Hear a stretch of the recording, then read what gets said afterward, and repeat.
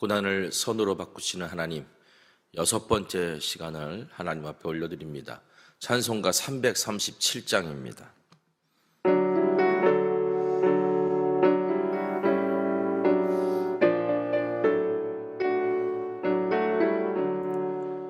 내 모든 시험 무거운 짐을 주 예수 앞에 아뢰이면 근심에 쌓인 날 돌아보사 내 근심 모두 맡으시네. 무거운 짐을 나 홀로 지고 견디다 못해 쓰러질 때 불쌍히 여겨 구원해 주니 은혜의 주님 오직 예수. 내 모든 괴로움 닥치는 환난 주 예수 앞에 아뢰이면 주께서 친히 날 구해 주사 넓으신 사랑 베푸시네. 무거운 짐을 나 홀로 지고 견디다 못해 쓰러질 때 불쌍히 여겨 구원해 주리 은혜의 주님 오직 예수. 내 짐이 점점 무거워질 때 주 예수 앞에 아뢰이면 주께서 친히 날 구해 주사 내 대신 짐을 져주시네. 무거운 짐을 나 홀로 지고 견디다 못해 쓰러질 때 불쌍히 여겨 구원해 주리 은혜의 주님 오직 예수. 마음의 시험 무서운 죄를 주 예수 앞에 아뢰이면 예수는 나의 능력이 되사 세상을 이길 힘 주시네. 무거운 짐을 나 홀로 지고 견디다 못해 쓰러질 때 불쌍히 여겨 구원해 주니 은혜의 주님 오직 예수. 아멘. 기도하겠습니다. 사랑의 하나님, 오늘도 고난을 선으로 바꾸시는 하나님을 만나기를 소망하며 오늘 이 시간 주님 앞에 나와 말씀과 기도로 주 앞에 나와 주의 음성 듣기를 원하고 순종할 원하는 하나님의 자녀들에게 은혜와 복을 더하여 주시기를 원합니다. 여러 가지 힘들고 어려운 시간들을 보내왔지만 그럼에도 불구하고 꿈꿀 수 있게 하시고 그럼에도 불구하고 하나님께 의탁할 수 있도록 오늘 우리의 마음과 생각이 주님을 향할 수 있도록 인도하시니 하나님 감사합니다. 하지만 우리가 연약하오니 주님이 능하신 팔로 나를 붙들어 주지 아니하시면 나는 잠시라도 서 있을 수 없는 부족한 인생임을 주 앞에 또한 고백합니다. 매일 매순간 주님께 붙들려 살아가는 인생 될 수 있도록 하나님 인도하여 주시옵시고 오늘도 하나님의 말씀을 통하여 내가 가야 될 길, 순종해야 될 길, 그리고 무엇보다도 주님과의 친밀한 교제가 이루어질 수 있도록 하나님 함께하여 주시옵소서. 고난을 선으로 바꾸신 하나님, 내가 미처 경험하지 못했던 그 하나님을 내가 만나는 이 시간 되기를 소망하오니 오주님 함께하여 주옵소서. 예수님의 이름으로 기도했습니다. 아멘. 성경 보겠습니다. 창세기 40장 21절에서 23절에 있는 말씀입니다. 창세기 40장 21절에서 23절에 있는 말씀을 봉독해 드리겠습니다. 바로의 술 맡은 관원장은 전직을 회복하며 그가 잔을 바로의 손에 받들어 드렸고 떡 굽는 관원장은 매달리니 요셉이 그들에게 해석함 같이 되었으나 술 맡은 관원장이 요셉을 기억하지 못하고 그를 잊었더라. 아멘. 자, 새해맞이 특별기도회 고난을 선으로 바꾸신 하나님 6번째 시간입니다. 이제 2020년이 일주일도 남지 않았습니다. 다음 주 수요일 이제 저녁에 우리가 당회를 개최하는데 온라인으로 또 진행하게 됩니다. 제가 이제 당회 보고서 준비하고 있는 것들을 이렇게 보면서 올 한해는 참 많이 아쉽다라는 생각들이 듭니다. 어떻게 보면 2020년은 오늘 우리 교회가 많이 성장하고 또 우리의 사역의 지경을 넓히고자 기도하며 준비해 왔던 그런 시간이었는데 코로나19로 인해서 모든 것이 다 정지된 듯 보였기 때문입니다. 그런데 이런 생각이 듭니다. 요나가 물고기 뱃속에서 하나님 앞에 회개의 기도를 드렸을 때 물고기가 무트로 향했습니다. 그런데 요나는 그걸 몰랐죠. 우리가 기도하고 있는 이 순간에도 우리가 하나님 앞에 순종하려고 결단하는 이 순간에도 우리는 모르지만 하나님께서는 분명히 하나님의 계획대로 우리를 인도하고 계신다는 사실, 오늘 또 말씀을 준비하면서 다시 한번 이것을 깨닫게 되어지고 또 용기와 희망을 갖게 됩니다. 지금 우리를 힘들게 하고 있는 이 현실이 앞으로 어떻게 될지 아무도 장담할 수 없습니다. 많은 사람들이 비관적인 전망도 내놓지만 저는 오늘 말씀을 통해 또 우리가 고백하고 만나기를 원하는 것은 위기가 기회가 되어서 오히려 지금까지 우리가 경험해 보지 못했던 하나님을 우리가 다시 만날 수 있는, 그 경험할 수 있는 그런 시간이 되기를 소망합니다. 자, 그래서 2020년이 지나기 전에 그동안 우리의 어떻게 보면 좀 무너져 있었고 정체되어 있었던 우리의 영성을 다시 한번 세우고 또 2020년이 우리에게 가져다준 여러 가지 상황 속에서 만난 내가 미처 깨닫지 못했던 그 하나님의 경험을 다시 생각하면서 새로운 한 해를 준비하자는 취지로 우리가 지금 새해맞이 특별 기도회를 갖고 있습니다. 남은 시간도 우리가 하나님께서 함께 하셔서 정말 오늘 우리가 온전히 영적으로 무장되고 또 새로운 꿈을 꾸며 2021년을 맞이할 수 있는 저와 여러분 되시기를 바랍니다. 그래서 우리는 지금 요셉의 삶을 보고 있습니다. 여러분 이한류라는 거 들어보셨어요? 이한류?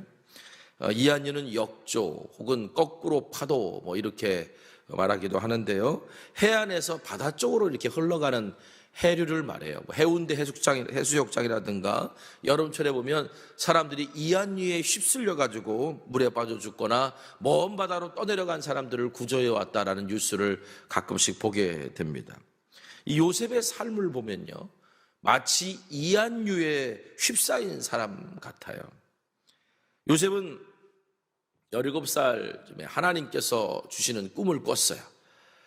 아마도 요셉이 아버지와 형들에게 그렇게 그 꿈 얘기를 자신 있게 했던 걸 보면 하나님께서 그 꿈을 이루어 주실 것이라는 뭔가 어떤 분명한 확신, 내적 확신, 이런 것들이 아마 요셉의 마음의 감동으로 찾아왔던 것 같습니다. 근데 요셉이 그 꿈을 말하고 난 후부터 마치 이한류에 휩싸이듯이 요셉은 하나님을 신실하게 섬겼고 자기의 일을 신실하게 했음에도 불구하고 자기에게 주셨던 그 하나님 꿈과는 점점 멀어지는 삶이 되는 거예요. 회복할 만하면 또다시 구덩이에 빠지고 희망을 가져보려고 하면 아무 소식도 없고, 여러분 사람이 이런 일들을 계속 겪다 보면은 그만 손을 놓거나 원망하거나 누군가를 비난하기 마련입니다. 자, 그러면 요셉이라는 사람은 어땠을까요? 하나님이 주신 꿈을 꿨어요. 아버지와 형들에게 그 꿈을 자랑했다가 혼나기도 했지만 하나님이 나에게 이 꿈을 왜 주셨을까라며 아마 가슴에 품고 기도했을 거예요. 그런데 어느 날 구덩이에 던져졌고요, 어느 날 노예로 팔려갔고요, 어느 날 감옥에 들어가게 되는, 하나님이 주신 꿈과는 점점 멀어지는 삶이 되고 있었어요. 그런데 그 감옥에서 요셉이 얼마를 있었는지 모르겠지만 애굽의 노예로 끌려와서 감옥에 있을 때까지의 기간이 11년 정도 지났다고 말씀드렸습니다. 이때 이제 요셉이 감옥에서 오랫동안 있다가 그때 술 맡은 관원장과 떡 맡은 관원장이 애굽의 바로에게 노여움을 사서 감옥에 들어오는 일이 생기고 보디발이 이 두 사람을 잘 섬겨라 라고 하는 특별한 명령을 내려서 요셉이 늘 그렇듯이 요셉은 정직한 사람이고 신실한 사람이었으니까 이 두 관원장을 열심히 섬겼을 겁니다. 그런데 어느 날 이 두 관원장이 이상한 꿈을 꿔서 그 꿈 때문에 근심하게 된 것을 알게 되고 요셉은 해석은 하나님께 있으니까 한번 얘기해 보십시오. 해석해 드리겠습니다. 라고 하는 말을 했을 때 먼저 술 맡은 관원장이 꿈 얘기를 해요. 그 꿈 얘기를 요셉이 듣고 하는 말이 당신은 3일 안에 사흘 안에 복직하게 될 것입니다 라고 하는 그러나 또 좋은 꿈 해석을 하게 되죠. 그러면서 부탁해요.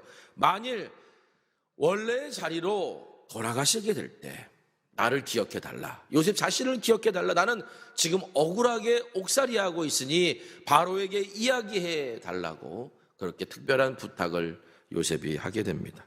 실제로 술 맡은 관원장은 복직이 되고 그리고 또 다른 관원장이죠. 떡 맡은 관원장도 해석을 해줬는데 요셉이 한 말대로 떡 맡은 관원장은 처형당하게 됩니다.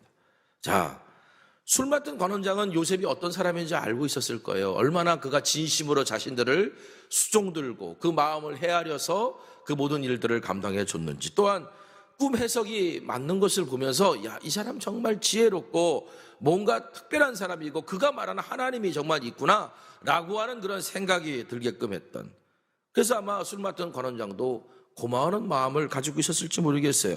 그런데 성경을 보면 어찌된 일인지 이 술 맡은 관원장은 복직이 되시면 나를 기억해 달라는 그 요셉의 말을 까맣게 잊어버려요.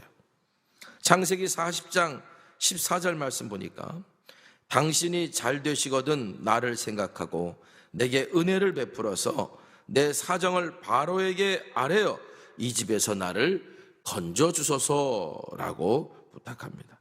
자, 요셉은 분명 이렇게 기억해 달라고 부탁했는데 술 맡은 관원장은 무려 2년 동안 이 사실에 대해서 까맣게 잊어먹고 그냥 시간이 흘러갑니다. 자, 술 맡은 관원장이 차라리 야, 내가 지금 간신히 복직이 됐는데 내가 이런 요구까지 바로한테 지금 할 수는 없다. 내 요구를 들어줄 수는 없어. 라고 차라리 이렇게 말해줬으면 요셉은 금방 포기했을 거예요. 그런데 아무런 얘기가 없는 거예요. 여러분, 아무런 얘기가 없이 또 요셉은 술 맡은 관원장이 이 사실을 잊어먹었다라고 하는 사실도 모른 채 2년 동안을 기다려야 됐으니까 여러분 그 마음이 얼마나 애타겠습니까? 속 시원하게 결정되지 않고 질질 끌기만 하면서 아무것도 못하는 상황을 우리가 지금 겪고 있잖아요. 근데 이것이 정말 2년이라고 하는 시간 동안 정말 간절히 그 감옥을 나오기만을 기다리는데 얘기가 들리지 않는다는 것은 아마도 술 맡은 관원장에 대해서 미움도 생기고 원망도 생기고 뭐 여러 가지 일들이 생길 수 있었겠죠. 저도 말씀을 준비하면서 괜히 감정이입이 돼가지고 화가 나더라고요. 근데 이런 말이 2년입니다. 2년 동안 기다렸는데도 이런 응답이 없고 2년 동안 희망을 품었던 것이 해결이 안 되면 아무리 믿음 좋은 사람도 이렇게 말할 수밖에 없어요. 하나님, 내가 여기 영원히 있어야 되는 겁니까? 이 상황에 영원히 갇혀 있어야 되는 겁니까? 제 기도는 들어주시지 않는 겁니까? 저는 최선을 다했습니다. 하나님께 신실하고자 했습니다. 그런데 지금 도저히 못 버티겠습니다. 하나님 저를 잊으셨습니까? 하나님 저를 버리셨습니까? 아마 요셉은 이렇게 기도할 수도 있었을 거예요. 아니 이렇게 기도했는지도 모릅니다. 저도 어떨 때는 하나님 앞에 이렇게 기도할 때가 있어요. 오죽 힘들면, 오죽 지치면 그렇게 하겠습니까? 그런데 이런 제 마음, 하나님 이제는 못하겠습니다 라고 말하는 이런 제 마음을 우리 주님이 알고 계신다는 게 큰 위로가 되고 희망이 돼요. 여러분, 예수님께서 십자가에서 어떻게 부르짖으셨습니까? 엘리 엘리 라바 사박다니, 나의 하나님 어찌하여 나를 버리시나이까. 예수님께서도 십자가 위에서 하나님 나를 왜 버리셨습니까? 하나님 나를 잊으신 겁니까? 라고 그렇게 부르짖지 않으셨습니까? 히브리서 기자는 우리에게 이렇게 말해줍니다. 히브리서 2장 18절, 그가 시험을 받아 고난을 당하였은즉 시험 받는 자들을 능히 도우실 수 있느니라. 그가 시험을 받아 고난을 당하였은즉 시험 받는 자들을 능히 도우실 수 있다. 어디까지? 우리 예수님이 지신 십자가는 우리가 당하는 모든 시험의 끝이에요. 모든 시험의 최대치예요. 오늘 우리가 버림받은 경험, 하나님께 잊혀진 경험을 하나님께 울부짖을 때 우리 예수님도 바로 십자가 위에서 그렇게 울부짖고 기도하시며 오늘 우리가 그 어떤 마음으로 하나님 앞에 이렇게 기도를 토해내고 있고 내 마음을 쏟아내고 있는지 우리 하나님은 알고 계신다는 거죠. 여러분, 죄 없으신 우리 주님도 십자가에서 버림받은 경험을 하셨습니다. 그러기에 지금 우리가 어떤 고난에 있든지 어떤 어려움이 있든지 우리 주님은 나의 상황과 내 마음을 너무나도 잘 알고 계신다는 사실을, 아니 잘 알고 계시는 것뿐만 아니라 히브리서 말씀대로 능히 도우실 수 있고 능히 도우실 수 있을 뿐만 아니라 우리를 그렇게 도우실 의지까지 가지고 계시다는 사실을 우리가 분명히 믿어야 될 줄 믿습니다. 여러분, 어떤 시험이든지 심지어는 영혼이 버림받은 것 같은 시련이라 할지라도 우리 주님이 나를 도우실 능력이 있으시고 나를 도우실 의지가 있으심을 내가 믿는다면 이제 우리에게 필요한 것은 주님이 아니라 이제 나의 문제를 점검할 때라는 거죠. 주님 왜 이걸 해주시지 않습니까? 하나님 왜 이런 걸 해가시지 않습니까? 라고 하나님을 향하여 원망하거나 하나님을 향하여 하는 이야기가 아니라 내가 그 하나님이 어떤 하나님이신 줄 내가 믿는다면 이제는 나의 문제를 점검해야 된다는 거예요. 여러분, 하나님의 테스트, 시험은요, 하나님께서 나의 믿음의 정도를 모르셔서 지금 테스트 하시는 게 아니에요. 제가 아브라함 이야기를 할 때도 그런 말씀을 드렸습니다. 하나님께서 네가 사랑하는 아들 독자 이삭을 내게 바쳐라 라고 하나님께서 아브라함에게 말씀하셨을 때 하나님께서 아브라함이 그 아들 이삭을 바칠 믿음이 있는 것을 모르셔서 그 믿음이 됐는지를 테스트해 보시려고 하나님께서 아브라함에게 말씀하신 게 아니에요. 하나님은 우리의 모든 상황을 아시는 하나님이시잖아요. 정작 중요한 바로 아브라함이 나에게 그런 믿음이 있는지를 아직 확인하지 못한 거예요. 아브라함이 내가 그것을 넘어설 수 있는 믿음이 있는지를 스스로 확인하지 못한 거예요. 내 믿음이 어느 정도인지 모르니까 하나님께서 테스트를 통해서 그것을 알려주시는 거예요.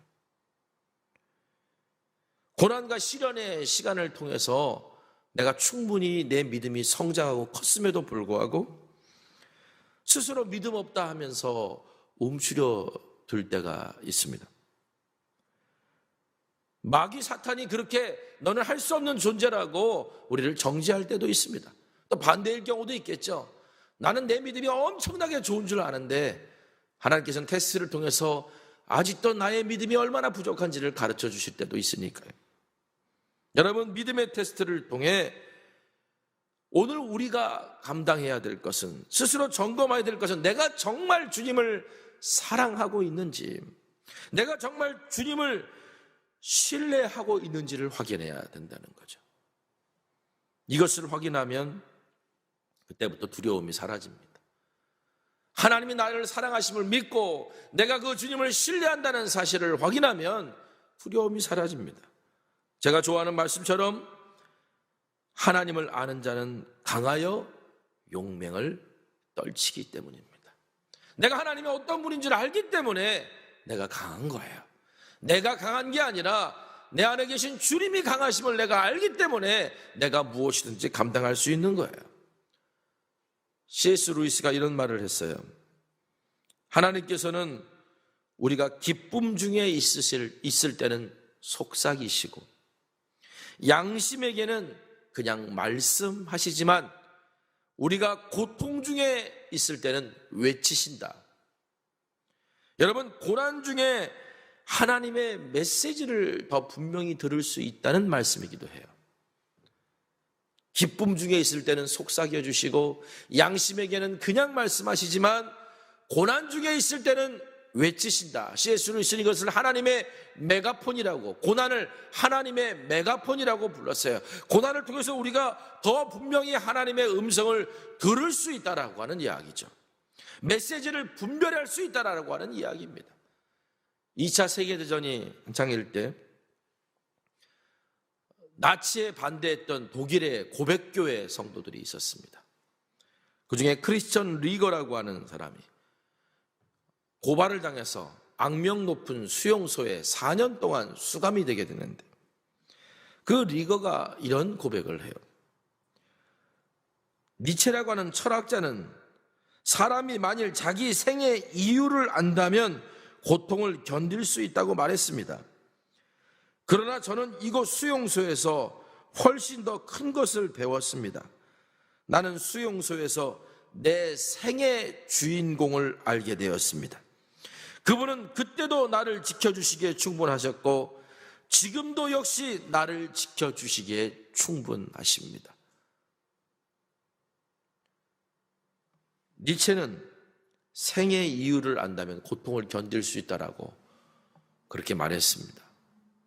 그런데 나는 이 고난의 수용소, 이 악명 높은 고난의 수용소를 4년 동안 그곳에서 있으면서 그것을 뛰어넘어 생의 이유를 뛰어넘어 생의 주인공을 알게 되었다.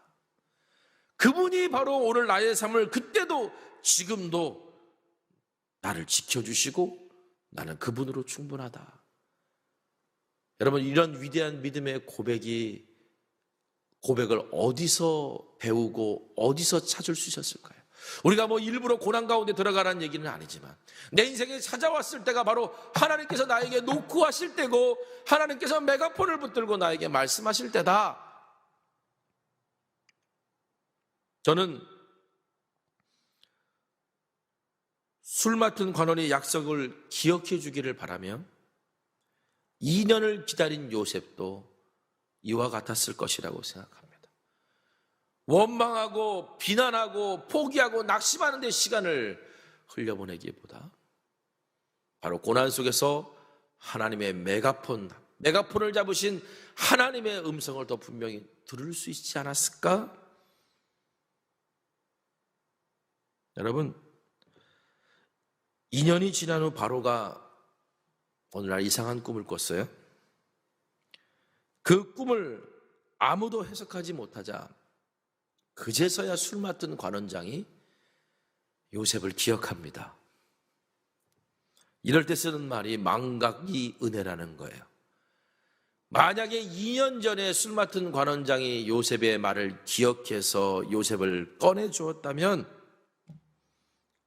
당연히 그때 요셉은 감옥에서 나왔겠죠. 보디발 친위 대장보다 술 맡은 관원장은 요즘으로 하면 왕의 최측근인데 당연히 보디발보다 권력이 센 사람이니까 요셉을 꺼내주었겠죠. 그럼 어떻게 됐을까요? 고향으로 돌아갔거나 요셉은 아버지가 있는 고향으로 돌아갔거나 아니면 술 맡은 관원장의 가정 총무 그 정도로 그의 인생이 끝나지 않았을까?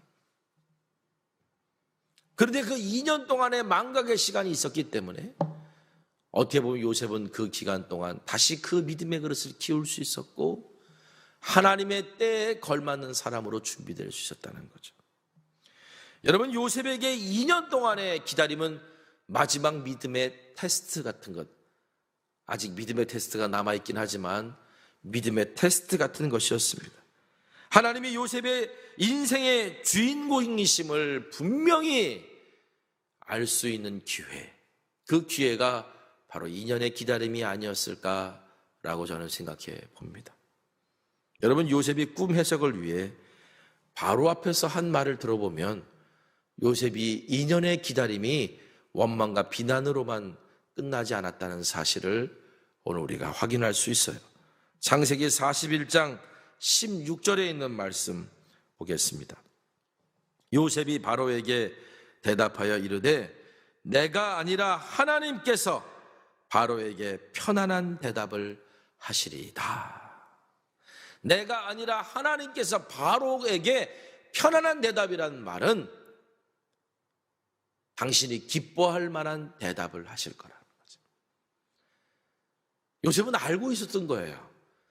바로가 지금 꿈 이야기를 하지 않았음에도 불구하고 이 상황이 지금 하나님께서 나의 고난을 선으로 바꾸고 계시는 상황이라는 것을 요셉이 알았던 거예요. 또 꿈 이야기를 가지고 그가 해석하고자 바로 앞에 서고자 했을 때 그전에는 요셉이 술 맡은 권한에게 당신이 직접 부탁해달라고 말했지만 하나님께서는 요셉으로 하여금 바로 앞에 직접 서게 해주시는 계획을 가지고 계셨고, 그런 계획 가운데 바로 앞에 섰을 때 요셉은 바로의 꿈 이야기도 듣지 않고 하나님이 일하고 계시는구나. 그렇다면 하나님께서 지금 바로가 이 꿈 해석을 듣고 편안하게 여길 수 있을 만한 일을 그에게 행하셨구나. 단순히 듣기 좋은 말을 하려고 요셉이 생각한 것이 아니라 하나님께서 이미 그렇게 일하고 계신다는 사실을 그는 깨달았던 거죠. 이것을 어떻게 깨달을 수 있습니까? 2년 동안 원망만 하고 있던 사람이 깨달을 수 있었을까요? 2년 동안 좌절하고 낙심한 사람이 이거를 깨닫고 그렇게 바로 앞에서 당당하게 말할 수 있었을까요? 2년 동안 꿈을 꾸며 기도하며 기다린 사람만이 때가 왔을 때 하나님의 뜻을 이렇게 당당하게 전할 수 있는 거예요. 내가 기도했기에 하나님이 일하시면 아는 거거든요. 내가 기도했기에 내 안에 아직도 소망이 살아있고 살아있기 때문에 그렇게 당당하게 말할 수 있는 거거든요. 여러분, 2년 동안 요셉은 잊혀진 것 같은 고난, 버림받은 것 같은 고난을 통해 인생의 주인공 되시는 하나님을 만났던 겁니다.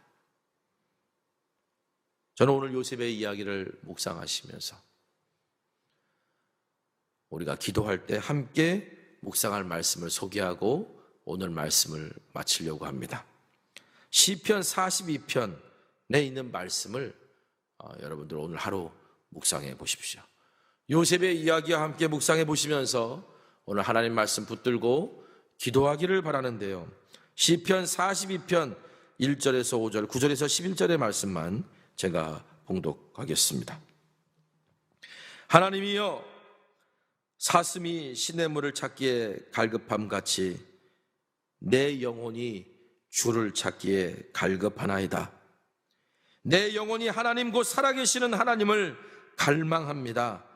내가 어느 때에 나아가서 하나님의 얼굴을 배울까?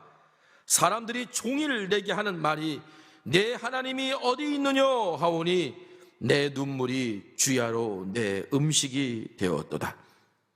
내가 전에 성의를 지키는 무리와 동행하여 기쁨과 감사의 소리를 내며 그들을 하나님의 집으로 인도하였더니 이제 이 일을 기억하고 내 마음이 상하는도다. 내 영혼아, 내가 어찌하여 낙심하며 어찌하여 내 속에서 불안해하는가? 너는 하나님께 소망을 두라. 그가 나타나 도우심으로 말미암아 내가 여전히 찬송하리로다. 내 반석이신 하나님께 말하기를 어찌하여 나를 잊으셨나이까? 내가 어찌하여 원수의 압제로 말미암아 슬프게 다니나이까 하리로다. 내 뼈를 찌르는 칼같이 내 대적이 나를 비방하여 늘 내게 말하기를 내 하나님이 어디 있느냐 하도다. 내 영혼아, 내가 어찌하여 낙심하며 어찌하여 내 속에서 불안해하는가? 너는 하나님께 소망을 두라. 나는 그가 나타나 도우심으로 말미암아 내 하나님을 여전히 찬송하리로다. 아멘. 기도하겠습니다. 사랑의 하나님, 우리를 끝까지 참아주시고 바라봐 주시는 하나님, 하나님이 내 마음을 몰라주는 것 같아서, 마치 주님께서 나를 잊으신 것 같아서 실망하고 원망할 수밖에 없는 연약한 인생이지만, 우리 예수님께서는 나의 이런 고통마저도, 나의 이런 마음마저도 다 헤아리실 수 있으시고 능히 도우실 수 있으시고 그 의지가 있으신 주님이신 것을 저는 신뢰하오니, 그러므로 내가 먼저 하나님 앞에서 내가 하나님을 온전히 신뢰하는가, 이 질문을 가지고 나의 믿음을 확인해 보기를 소망합니다. 요셉이 2년의 기다림을 통해 생의 주인공이신 하나님을 만났고, 그가 포기하지 않고 기도했기에 때가 왔을 때 바로 앞에서 당당하게 말할 수 있었던 것처럼, 오주는 우리가 어떤 시험이든지 우리의 영혼에 어떤 두려움과 염려가 찾아오든지 오늘 우리의 인생의 주인공 되시는 하나님을 만나고 우리의 모든 문제를 주님께 의탁할 수 있는 믿음의 사람, 기도의 사람이 될 수 있도록 인도하여 주시옵소서. 오늘도 감당할 수 없는 삶의 무게와 내 인생에 찾아온 고난 앞에 힘들어하고 있는 주의 자녀들이 있다면, 그것이 경제적인 문제입니까? 그것이 질병의 문제입니까? 그것이 내 미래의 문제입니까? 지금도 하나님이 일하고 계심을 믿고 하나님께 믿고 나아가는 자들에게 오늘도 주님께서 메가폰을 붙들고 하나님의 뜻을 분명히 말씀해 주시옵소서. 예수님의 이름으로 기도합니다. 아멘. 찬양하시고 기도하길 원합니다. 짐이 무거우냐 홀로 지고 가기에.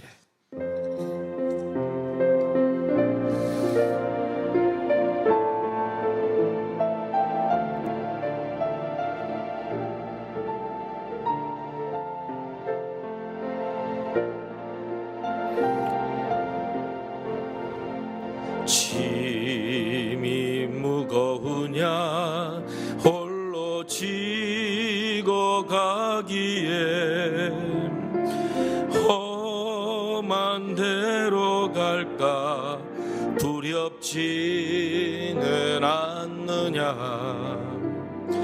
온갖 일에 매여 고달프지 않느냐, 주가 도우시리. 요청만 하면 슬픔 절망으로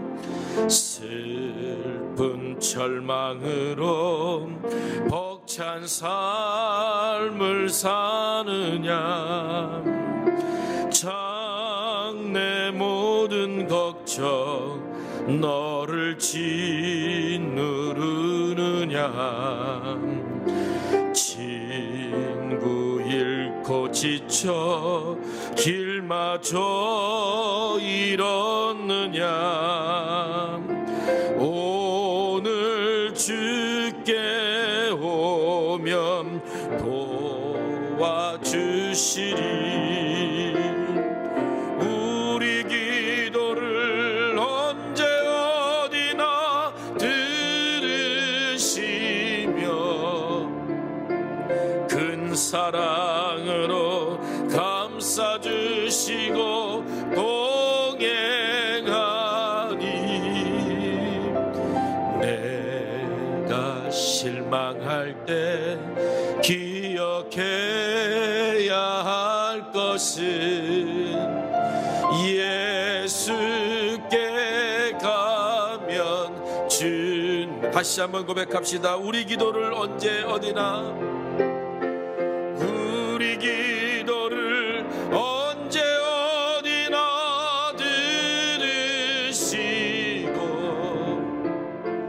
큰 사랑으로 감싸주시고 동행하니,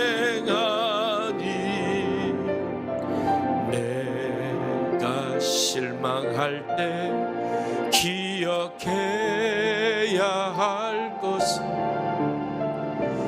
예수께 가면 주 내게 오시리.